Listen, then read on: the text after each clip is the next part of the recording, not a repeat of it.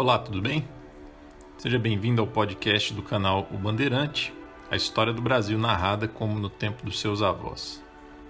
Nesse episódio, que é o terceiro, eu vou reunir para vocês os áudios de 4 vídeos que eu publiquei em 2020, no ano passado, no meu canal do YouTube.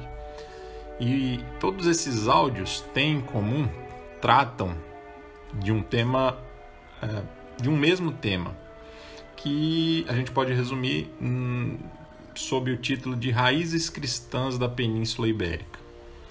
Então são 4 áudios. O primeiro trata sobre a provável viagem missionária de São Paulo, apóstolo, à Península Ibérica, ou à Espanha, como era conhecida a Península Ibérica na Antiguidade. Outro vídeo trata sobre São Tiago e os varões apostólicos.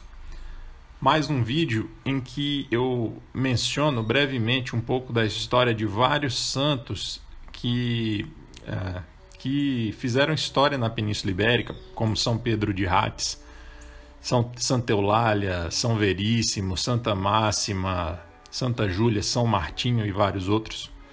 E um último vídeo sobre a miraculosa presença do apóstolo São Tomé no Brasil, acredite se quiser. Mas, enfim, espero que seja útil, que vocês gostem.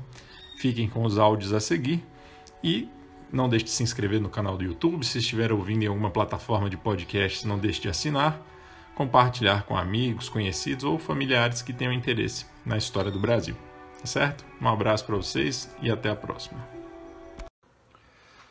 Eu estava pesquisando aqui sobre os primórdios do cristianismo na Península Ibérica e eu encontrei umas coisas que eu acho que eu não conhecia ainda e vou compartilhar com vocês aqui um tema que eu achei muito curioso. Eu já tinha ouvido falar, até mencionei isso numa aula que eu dei há 3 anos, quando eu comecei o canal, mas hoje eu vou detalhar um pouquinho mais, já que eu estou fazendo uns vídeos mais curtos, né? Então vou usar um vídeo para gravar sobre isso especificamente. Bem, olha, não é uma informação indiscutível, certo? Desde do primeiro século até o 4º século, e principalmente a partir do 4º século da nossa era, essa história sempre foi mencionada. Porém, apesar de os relatos do 4º e do 5º século tratarem isso como um fato indiscutível, a verdade é que ele é discutível, tá? Então, o trabalho de pesquisadores no decorrer do tempo revelou que pode-se duvidar desse fato que eu vou dizer para vocês, mas, de qualquer forma, é importante a gente ter esse conhecimento. A questão é, São Paulo apóstolo esteve ou não esteve na Espanha? E quando a gente fala em Espanha, vocês sabem que eu estou falando da Península Ibérica como um todo, né? Na Antiguidade, o nome da península era Espanha.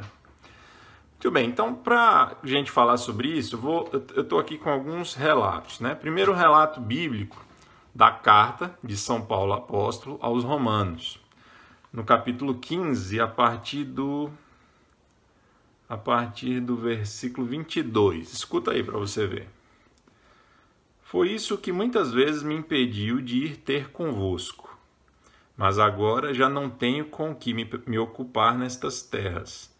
E como há muitos anos tenho saudades de vós, espero ver-vos de passagem quando eu for à Espanha.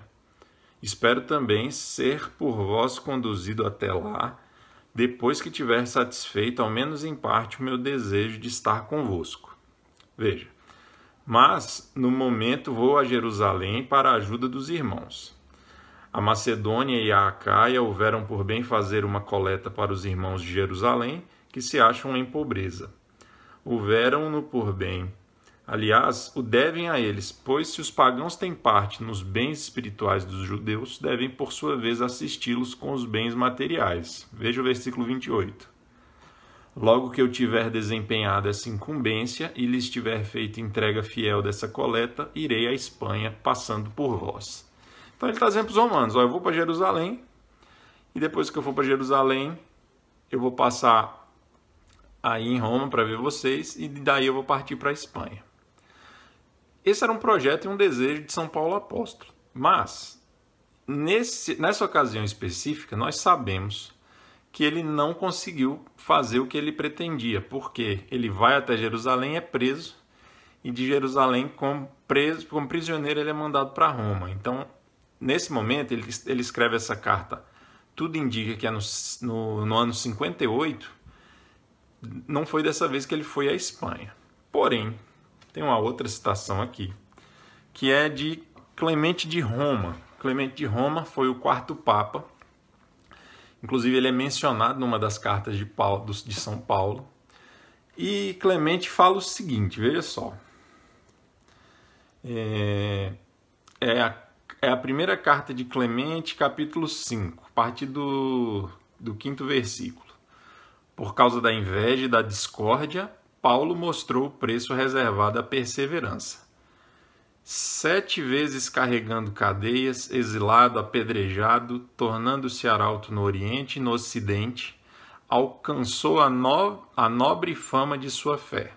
Depois de ter ensinado a justiça ao mundo inteiro e alcançado, presta atenção, os limites do Ocidente, ele deu testemunho diante das autoridades, deixou o mundo e se foi para o lugar santo, tornando-se o maior modelo de perseverança.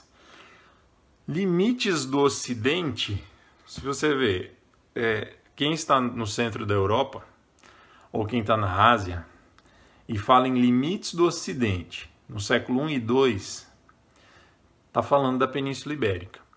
Tá? Então, assim, o ponto conhecido mais a oeste, a ocidente, pelos europeus, pelas pessoas daquele mundo antigo ali que não conheciam a América, era a Península Ibérica. De maneira que Clemente está dizendo para a gente, está na carta dele, aliás, que é provável que São Paulo Apóstolo tenha ido até a Espanha.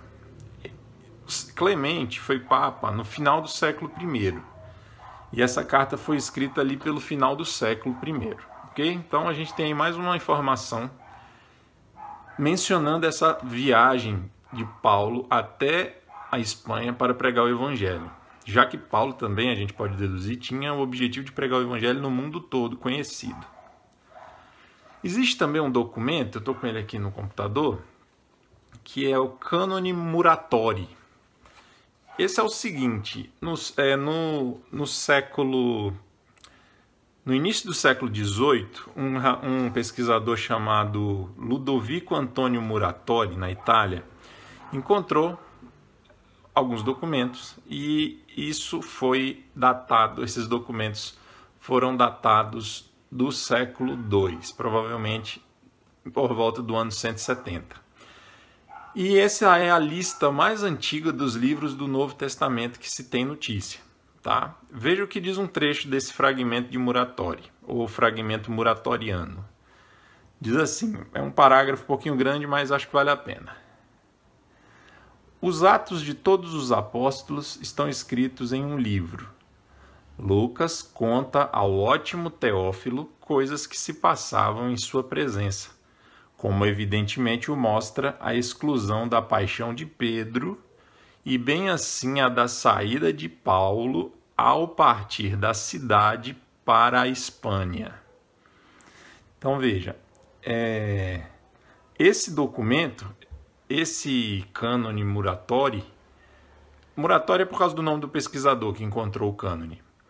Ele também está dando como fato conhecido a viagem de Paulo até a Espanha.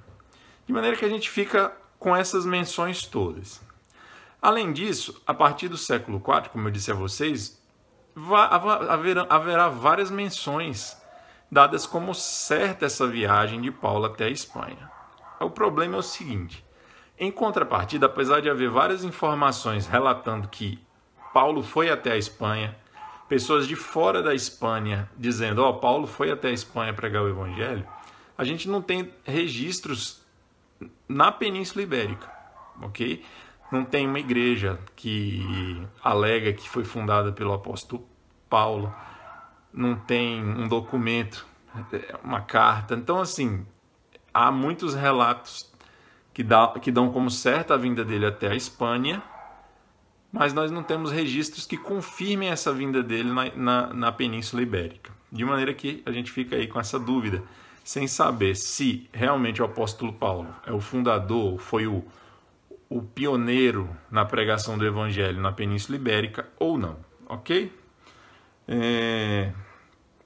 Então é isso, pessoal. Acho que só um título, um vídeo a título de curiosidade, para a gente ter noção de que é possível que o cristianismo tenha sido levado até a Espanha pelo próprio apóstolo São Paulo. Um abraço. Um dia desses eu estava revendo esses documentários do Brasil Paralelo, e num deles lá eu vi o professor Olavo de Carvalho falando sobre como era a vida daqueles povos subjugados pelos muçulmanos que não se convertiam à fé islâmica. A vida deles era extremamente dificultada, havia uma série de restrições que não haveriam caso eles se convertessem ao islamismo. De forma que era como se houvesse até uma pressão social para que os povos subjugados aderissem ao islamismo. Eu estou falando isso porque a partir de 711 vai haver o domínio de quase toda a Península Ibérica pelos mouros. E muitos cristãos vão se isolar no norte da península, num lugar nas Astúrias, e esses não vão ser... Ali é uma região, a única região que os islâmicos nunca vão dominar. Mas todo o resto da península, sei lá, mais de 80% do território, vai ser dominado pelos mouros. Entre os mouros haverá a presença cristã. Esses cristãos não podiam manifestar a sua fé publicamente, muitos foram escravizados, e eles são chamados de moçárabes, como se cedilha, moçárabes. São os cristãos que viviam entre os muçulmanos na Península Ibérica. Bem, ocorre que, para a gente entender como que os habitantes da Península Ibérica não se rendem à fé islâmica, mantêm a sua tradição cristã e durante 700 anos vão manter uma guerra contra os muçulmanos na península até expulsá-los completamente. Para a gente entender como isso foi possível, a gente tem que falar do cristianismo na Península Ibérica. Então a influência cristã na Península Ibérica, a fé cristã na Península Ibérica, desde o século I até a época da invasão dos muros, ela vai se arraigar de uma forma muito profunda, de maneira que não tem como entender a cultura ibérica, a cultura do português, sem entender a profundidade que essa fé cristã vai atingir entre eles. Bem, eu falei para vocês em outro vídeo que existe essa hipótese de que São Paulo tenha ido à Península Ibérica. Existe uma outra hipótese que é a seguinte, que, segundo essa lenda, eu falo lenda não porque seja uma fantasia pura, risível, não, mas porque é uma história que não temos condições de bater o martelo e dizer que realmente ela aconteceu. Mas os relatos foram preservados e, apesar de não ter esses elementos comprobatórios suficientes, a gente pode defender que elas são verossímeis, essas histórias. Verossímeis, tá? Elas são credíveis. A gente pode acreditar nelas, apesar de não ter a certeza histórica de que elas aconteceram. E mesmo que elas não tenham acontecido como diz essa lenda, ela pode ter um fundo de verdade, né? A lenda pode ter acrescentado algumas coisas. Bem, essa outra lenda é a lenda de que São Tiago, apóstolo, teria sido o primeiro evangelizador da Península Ibérica e teria ido para lá após o Pentecostes. Chegando lá, ele tem uma visão de Nossa Senhora, que ainda estava viva na época, e Nossa Senhora aparece para ele em cima de um pilar. E é daí que, teoricamente, derivaria o culto de Nossa Senhora do Pilar. Bem, São Tiago sente muita dificuldade para evangelizar os povos da Península Ibérica e resolve voltar então para a região da Judéia. Voltando para lá, ele é martirizado. Há ainda outras versões da história em que dizem que o corpo dele vai ser trazido de novo depois do martírio para a Espanha. São Tiago de Compostela, teoricamente foi em Compostela que São Tiago foi enterrado e depois foi construída uma basílica em cima do túmulo dele, enfim. Já deu para ter uma ideia dessa história. Outra história é a dos 7 varões, os 7 varões enviados, 7 missionários cristãos que eram discípulos diretamente de São Tiago, que após a morte dele teriam sido enviados por São Paulo e São Pedro para evangelizar a Espanha. São 7, eu vou dizer os nomes deles para vocês: Torquato, Tesifonte, Indalécio, Secundo, Eufrásio, Cecílio e Esíquio. Cada um deles então se estabeleceu numa região da Península Ibérica, e existem devoções até hoje em relação a cada um deles espalhadas pela Península Ibérica. Vou falar aqui do primeiro apenas, que é São Torquato. São Torquato teria sido evangelizador na região de Cádiz, que hoje fica na Espanha, e teria sido morto ali, martirizado ali. Depois disso, quando os mouros invadem a Península Ibérica, inclusive lá no século VIII, tá? Os restos mortais dele vão ser transferidos lá para a região das Astúrias, que era a região em que os muçulmanos não chegaram, ok? Depois, mais tarde ainda, já no segundo milênio da era cristã, as relíquias do corpo de São Torquato vão ser levadas para uma região de Portugal, ok? E tem até um mosteiro, o Mosteiro de São Torquato, que fica em Guimarães, Portugal. Então, pessoal, eu estou preferindo fazer uns vídeos mais curtos, então tem aqui outras informações sobre essa história do cristianismo na Península Ibérica, que eu acho fundamental para entender o povo português, a fé portuguesa, os portugueses que chegam no Brasil, os portugueses que vão até as Índias. Eles, apesar de na escola a gente aprender que eles tinham interesse comercial, não sei o quê, o principal para a gente entender a expansão marítima portuguesa lá na frente, entender o início do Brasil, quem eram esses homens que deram origem ao Brasil, a gente tem que entender a fé deles, senão a gente não entende nada. Por isso que a história que a gente geralmente aprende, ela não faz sentido nenhum. Ela é economicista, ela não faz sentido. Por quê? Porque a base para a compreensão do povo português está na fé cristã.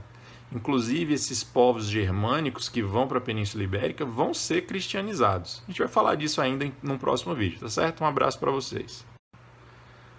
Olha, se vocês pesquisarem, vocês vão ver como é rica a história do cristianismo dos primeiros séculos na Península Ibérica. É realmente uma coisa assim impressionante. Obviamente, como eu já estava dizendo no vídeo anterior sobre São Tiago e os varões apostólicos, muitas das informações que nós temos sobre esse período estão envoltas, assim, as informações estão envoltas com histórias sobrenaturais, milagrosas, e que, diferentemente dos escritos bíblicos, por exemplo, que tem uma multidão de textos diferentes relatando aquele mesmo fato, que dá maior credibilidade ao fato histórico. Diferentemente dos textos bíblicos, das informações bíblicas, nós temos poucas fontes confiáveis para confirmar a maioria dessas histórias. Mas, de qualquer forma, são histórias que, mesmo que elas sejam lendárias, mesmo que muito delas sejam lendárias, são histórias assim inspiradoras. E que, veja bem, digamos que elas sejam todas lendárias e todas elas inventadas. Pronto, vamos falar assim. Mesmo assim, os valores que eles transmitem de coragem, de abnegação, de sacrifício em nome da fé cristã, esses valores vão se impregnar na cultura portuguesa. Ok? E hoje eu vou falar mais um pouco, assim, assim, se a pessoa quiser se dedicar a esse assunto, ela pode dedicar a vida. É muito interessante. Mas, enfim, grosseiramente, a gente vai completar o nosso resumão aqui, falando o seguinte: primeiro, São Tiago teria tido um primeiro discípulo aqui, apesar das dificuldades de evangelização, que foi São Pedro, que depois ficou conhecido como São Pedro de Rates. Veremos por quê. São Pedro de Rates teria sido o primeiro bispo de Braga, no ano 45, ok? A história dele é a seguinte: São Pedro foi pregar numa região do norte, atualmente o norte de Portugal, uma daquelas regiões. E pregando ali, ele encontrou uma princesa que tinha portadora de uma doença incurável. E ele, em nome de Jesus Cristo, cura a doença daquela menina. A menina se converte ao cristianismo.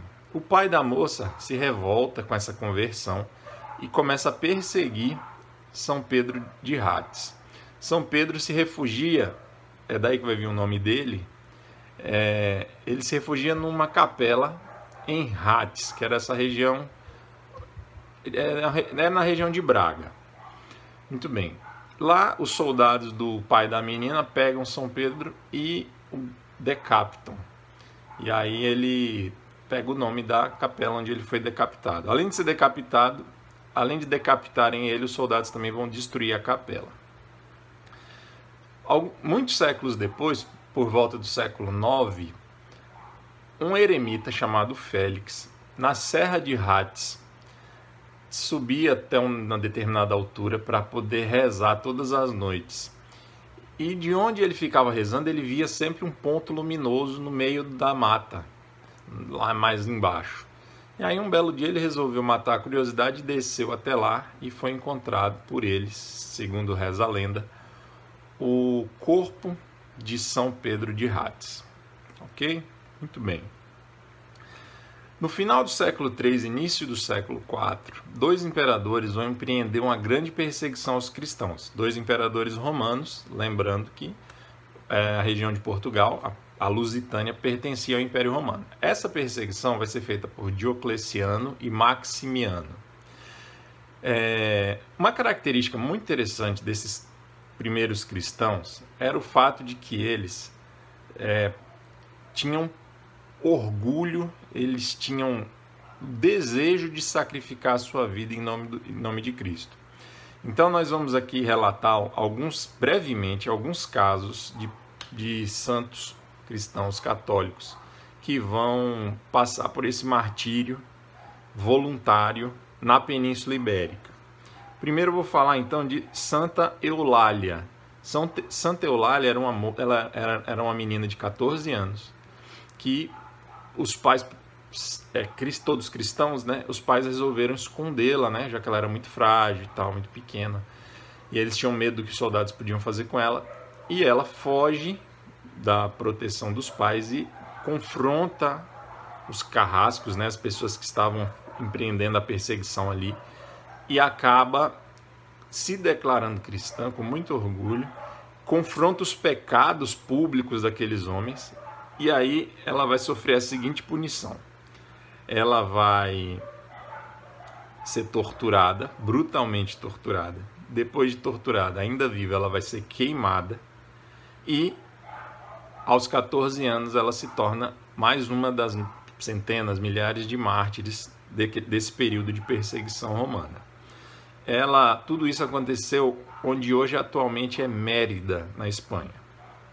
São Veríssimo, Santa Máxima e Santa Júlia eram 3 irmãos que hoje a devoção a esses santos, principalmente a São Veríssimo, se dá em Lisboa, em Braga, no Porto e em Coimbra, principalmente, ok? A história deles é a seguinte: eles também resolveram voluntariamente oferecer o sacrifício de suas vidas durante aquele período de perseguição. E os 3 vão até os perseguidores, anunciam que são cristãos e buscam até converter aqueles perseguidores. Os perseguidores primeiro tentam convencê-los de que aquilo era idiotice, que aquilo era ingenuidade, que eles deveriam abandonar a sua fé para poupar a sua vida. E o que eles fazem? Eles são irredutíveis, eles não abandonam a fé. Depois da conversinha mole, os perseguidores passam então para algo mais convincente. Eles são torturados, são presos. Depois de presos, eles não abandonam a fé, são torturados. Torturas pesadas até, não vou nem relatar, mas enfim, de arrancar as unhas, os cabelos, até ferros quentes, lâminas incandescentes para cortar a carne deles. Aí o que acontece depois? Açoites, e eles são, por fim, quando eles realmente não abandonam a fé de jeito nenhum, eles são arrastados até a morte pelas ruas da cidade. Depois de mortos, a ira dos perseguidores não acaba, então eles resolvem fazer o quê? Eles resolvem deixar o cadáver dos três, os cadáveres dos três, para os animais, para as aves de rapina, para os cães. Mas os animais respeitam os corpos e, enfurecidos, eles então mandam amarrar pesos nos corpos deles, dos três, São Veríssimo, Santa Júlia e Santa Máxima, e de barco vão até o mar, né? E jogam os corpos lá. Segundo eles, era para ficar no fundo do mar e ser comidos pelos peixes.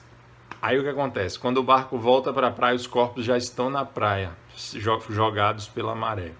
Então, assim, mais uma vez esse elemento miraculoso acontecendo aí. E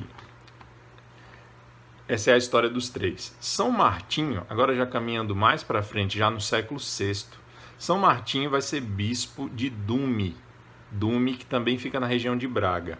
São Martinho de Dume, então, em 556, já depois das invasões então dos povos germânicos, vai ser bispo de Dume, e ele vai se dedicar à conversão dos suevos. Lembrem-se que os suevos fizeram um reino, então ali onde é a Lusitânia, né, quase toda a Lusitânia pertencia ao reino dos suevos. E além disso, São Martinho vai deixar inúmeros tratados de doutrina cristã que vão ter muito valor posterior. Até hoje, inclusive, é possível encontrar obras de São Martinho. São Frutuoso também vai ser bispo em Dune, mais ou menos um século depois de São Martinho. E ele vem das Astúrias, aquela região do norte da Península Ibérica que os muçulmanos não vão conseguir tomar. E ele também funda inúmeros conventos. Ele tinha uma regra própria para a formação de monges, inclusive. Pessoal, além disso, algumas curiosidades que eu vou dizer para vocês é a seguinte: já no século IV, a Península Ibérica estava dividida em 5 dioceses: a Lusitânia, a Bética, a Galécia, a Cartaginense e a Tarraconense, ok? Obviamente, como o nome já indica, a diocese da Lusitânia é a que corresponde aproximadamente ao território de Portugal hoje, que posteriormente vai ser subdividido em dioceses menores, ok?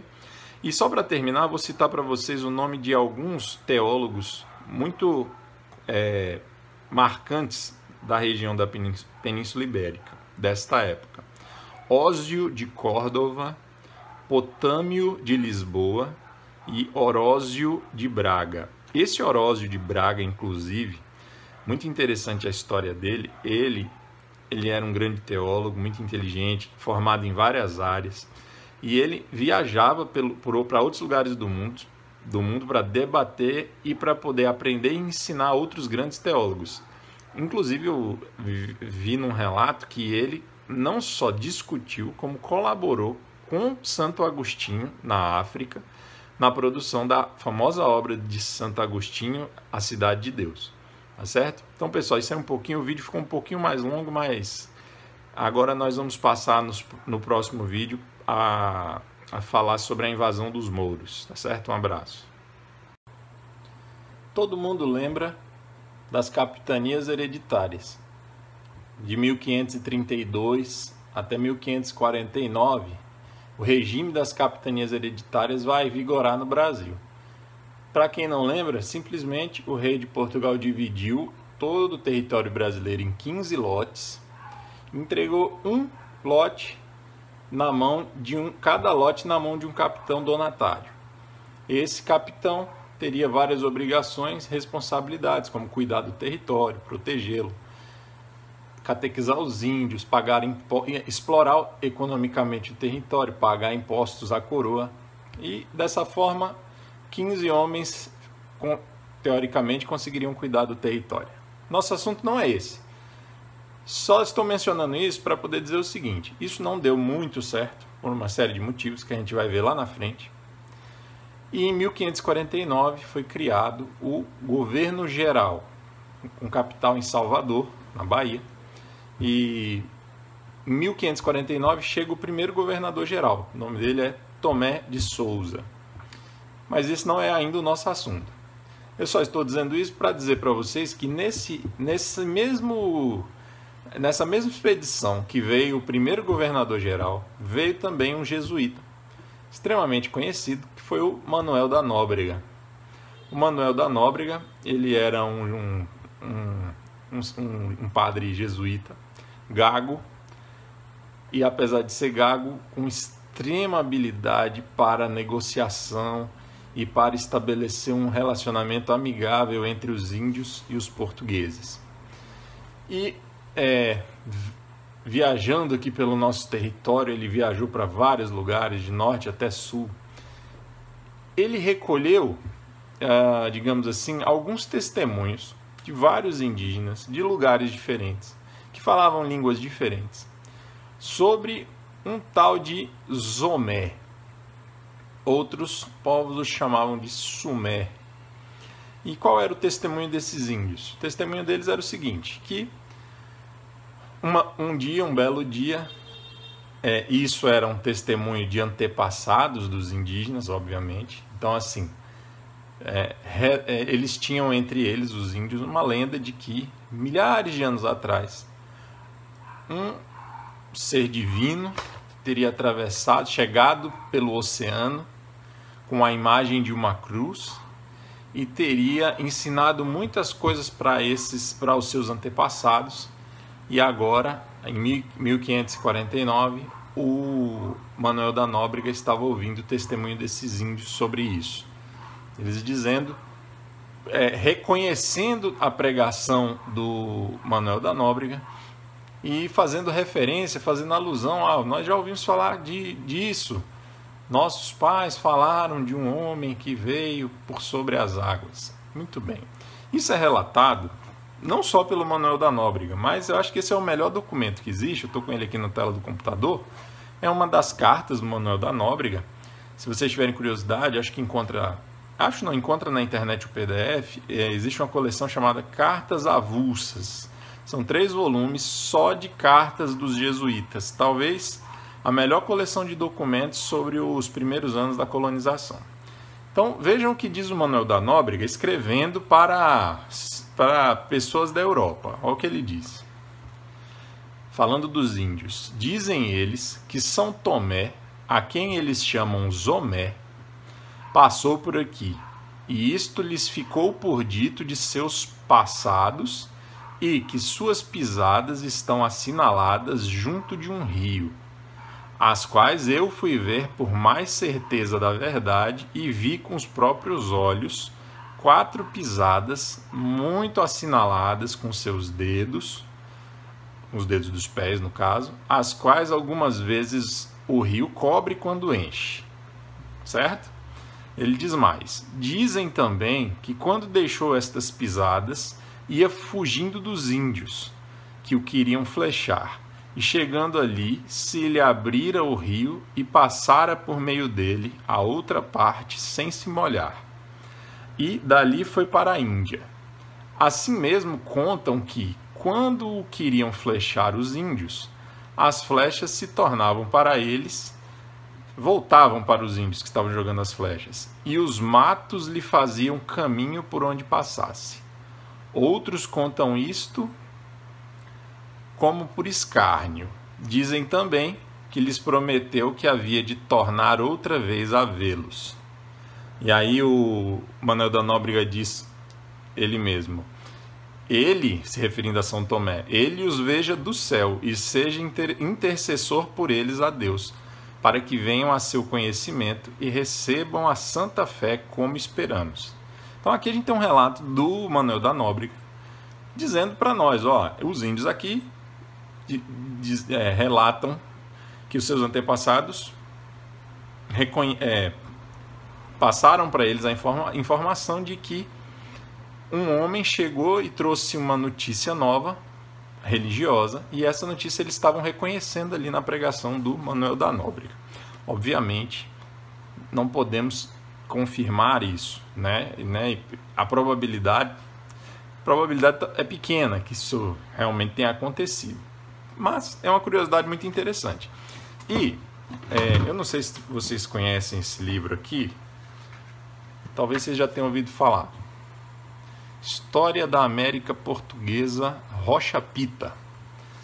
Esse aqui, ele é o segundo livro de história do Brasil mais antigo, só perde para o do Frei Vicente Salvador. Ele foi escrito no início do século XVIII, 1700 e pouco. E vejam o que ele diz aqui num trecho do início do livro. Ele diz assim, só mais um trechinho. A vinda do glorioso São Tomé, anunciando a doutrina católica, não só no Brasil, mas em toda a América, tem mais razões para se crer que para se duvidar. Pois, mandando Cristo Senhor nosso aos seus sagrados apóstolos pregar o Evangelho a todas as criaturas e por todo o mundo, não consta que algum dos outros viesse a essa região, tantos séculos habitada antes da nossa redenção. E depois de remidas tantas almas, não deviam ficar 1500 anos em ignorância invencível da lei da graça. E posto que nas sortes tocasse a este santo apóstolo a missão da Etiópia e da Índia, e se não fale na América, então por descobrir, não se pode imaginar que faltasse a providência de Deus a estas criaturas com a pregação que mandara fazer a todas. Então o Rocha Pita está dizendo assim, olha, eu acho bem provável que o apóstolo São Tomé tenha vindo aqui, já que em 1730 já existia essa... Obviamente já existia, porque o padre Manuel da Nóbrega recolheu essa informação no século XVI, em 1549. Então, menos de 200 anos depois, o Rocha Pita está confirmando, digamos assim, ele está dizendo, olha, eu acho bem provável que isso tenha acontecido, que Nosso Senhor disse aos apóstolos, ide pregar por todo o mundo. E aí é interessante, ele continua falando desse assunto, e aí chega um ponto que ele diz assim, muitos vão alegar que é impossível, como é que o apóstolo São Tomé foi capaz de chegar até aqui se ninguém conhecia essas terras? Se o povo europeu, asiático, africano não tinha ideia de que essas terras existiam. Aí ele menciona o caso de São Filipe, no livro de Atos, em que ele foi transportado pelo Espírito Santo de um lugar para o outro de forma milagrosa. Então, assim, essa é o tipo de história que hoje em dia se dá muito pouca atenção a isso, se trata logo como uma lenda que não merece atenção, uma história da carochinha. Bem, verdade ou fato acontecido ou mito, o importante é que essa história faz parte do nosso patrimônio cultural. E ela, veja, inclusive pesquisando sobre esse assunto, eu descobri que na época do Rocha Pita, ou seja, 200 anos depois do Manuel da Nóbrega registrar isso, nessa região da Bahia, onde tem as pisadas que eles dizem que são de São Tomé, inclusive a praia tem o nome de São Tomé, é que eu esqueci agora, é São Tomé de alguma coisa. E havia um culto tradicional ali naquele lugar, em homenagem, em honra ao apóstolo São Tomé.